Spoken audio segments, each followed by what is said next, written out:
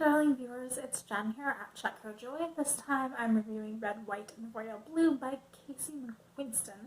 This is an adult contemporary romance with LGBT leads. So the story follows Alex, who is the son of the President of the United States, so he's the first son, and his relationship with Henry, who is a Prince of England. So Alex and Henry at the beginning of this book are mortal enemies. They hate each other. In particular, Alex really hates Henry. He thinks he's like stuck up and snobby, and likes to pick fights with him. And he picks one of these fights at the royal wedding for Henry's older brother. And the press get this photo of the two of them landing in the wedding cake and destroying it, and it becomes this public incident. It's an expensive wedding cake. You ruined the royal wedding. And so there's this tension between the U.S. and Britain. And the two of them need to fix it and play nice for the press. So Alex has to go over to England for the weekend, and he and Henry need to pretend that they're best friends, and they have been the whole time, and they were just joking around, and everything's cool. So during this weekend, Alex does get to know Henry a bit better as they're doing talk shows together and public appearances. He sees Henry let his guard down. He's like, actually, maybe this is a real person. And the two of them sort of have this moment where they connect, and then they start texting and emailing each other back and forth. They develop this friendship that eventually becomes a romance that they have to keep hidden because of their very public images. Neither one of them is out. In fact, Alex doesn't even know that he's bi until he starts wrestling with his feelings for Henry. And when he looks back on it, he thinks, oh yeah, there were some other guys, and yeah, maybe I'm not straight after all. Henry, on the other hand, has known that he's gay the whole time since he was little. When he says since he came out of his mom, he's been gay. But he has to hide it because he's a British prince, and that's not something the monarchy does. And his grandmother, the Queen, very much wants him to get married and produce heirs and just have this facade of you're going to play it straight whether or not you are, and we can, take care of your little proclivities like out in the background, but in front of the press and everything you are going to uphold the standards of the crown. And so Henry has been pretending to be somebody else for like his entire life and dealing with the repercussions of that and how he doesn't feel like he can trust anybody. So when Henry and Alex do start talking, Henry lets his guard down, Alex gets to know him better. It's very sweet and adorable, but also a pretty steamy romance. We've got some 20-something-year-old guys that are just like absolutely attracted to each other and all over each other. So Alex's mother is the first female president of the United States. This happens in an alternate history where his mom won the election after Obama in 2016. She's also got this biracial family. So while she is white, her ex-husband was Hispanic with a family from Mexico, and so Alex and his sister June are biracial. So there's definitely still an image thing going on with the press with them being biracial and being Hispanic and very much being aware of the fact that they aren't white and aren't what people normally expect in the White House.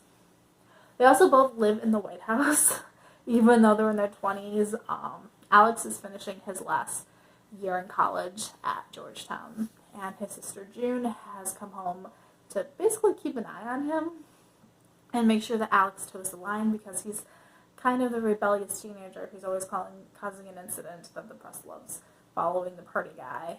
So Alex, June, and the vice president's granddaughter Nora are all within like a few years of each other, and so the three of them always hang out together, and they've gotten the nickname of the White House Trio.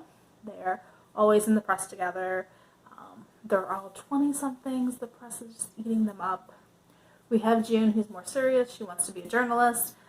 She's got a job writing columns for one of the magazines, but because she's the president's daughter, she's not allowed to do anything political. They don't really want her on site either, so she's submitting things from the White House. We also have Nora, who is totally into numbers and analysis. She's helping with the campaign, doing projections for that. She also likes to run projections and numbers on like what each of Alex's different decisions could end up being, like what the results could be based on the statistics and based on what she knows about the press. I kind of love Nora and how like geeky she is. And then we have Alex, who was studying political science in school. He wants to be a politician like his mom. He is eating up this lifestyle. He loves the camera. He wants to run for office one day. He wants to become a senator also like his dad. So there's also tons of diversity in the characters, different nationalities and backgrounds, both in the US and the British side, which was cool. There's other LGBT characters, people that Alex gets a chance to talk to and who support him. And we do get to actually have well fleshed out background characters too, which I kind of enjoyed. Like Zara, who's kind of their wrangler, who's been working with their mom since they were very little. We get to know her pretty well. We get a few glimpses into some of Henry's family and staff. The monarchy is interesting in this story. It's not the monarchy we have now. It's like an alternate version, like Queen Victoria were like the same British monarchy, but somewhere between that and World War II, we've deviated to this alternate family. It's still pretty much the same setup where we have an 80-year-old queen, and then she's got her adult daughter, and then that daughter has children, and that's what we're looking at with Henry's generation. The queen is very like prim and proper and has ideas about upholding the monarchy, and so she's not okay with Henry being gay. She's not okay with any kind of scandal. The mother has mentally checked out since their dad has died. Like he just got sick and died suddenly, and the mother has just been out of it for the last 5 years. And so Henry and his siblings are dealing with it in different ways. The oldest brother, Philip, has been doing everything by the book and everything that his grandmother wants him to do, and really realizing that he's going to be king one day and that he needs to like take the monarchy seriously, and he's going to be the one leading it. Whereas Henry and his sister Beatrice are a little bit more relaxed. They're definitely best friends with each other and confide with each other.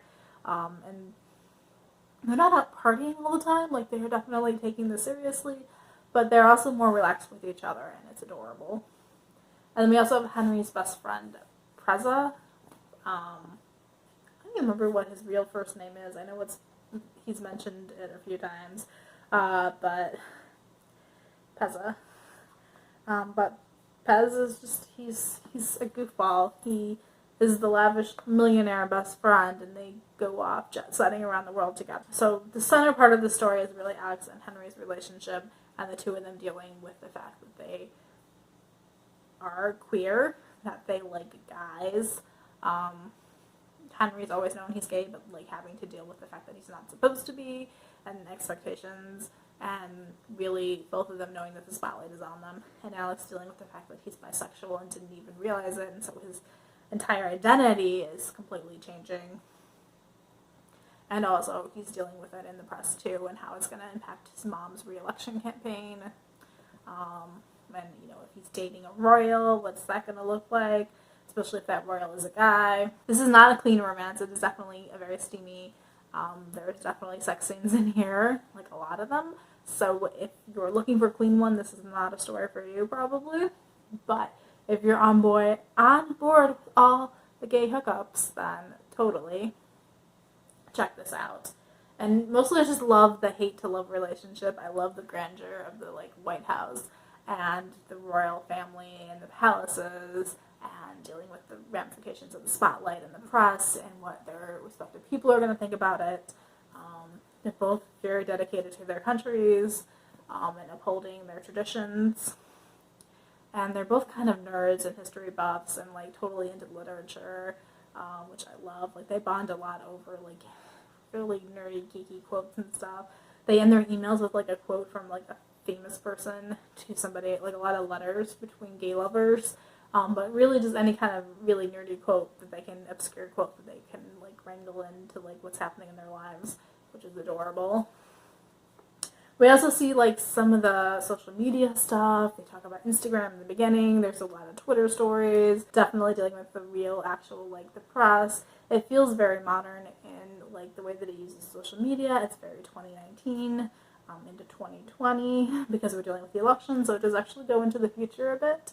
But it's all an alternate history anyway, so this is definitely good. I enjoyed it. It's totally get 5 stars from me. Let me know in the comments below if you've read. Let me know if you have read Red, White, and Royal Blue and what you thought of it. Do you have any other recommendations for really fun romances, either LGBT stories or about the royalty, or about royalty, or the first family, or politics? Yeah, this is definitely an amazing story, and I ate it up a lot. Sorry that my brain is completely not focusing right now, but the book needs to go back to the library tomorrow, so I need to film this review today. Anyway, yeah. Peace out. I love you guys, and keep reading. Bye.